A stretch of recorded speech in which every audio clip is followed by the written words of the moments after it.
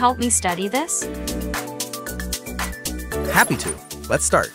What are mutations? I don't know. Can you explain in a simple way? No problem. Imagine your body's instructions are all stored in this giant cookbook called DNA. Mutations are like typos in that cookbook. Cool. What causes mutations?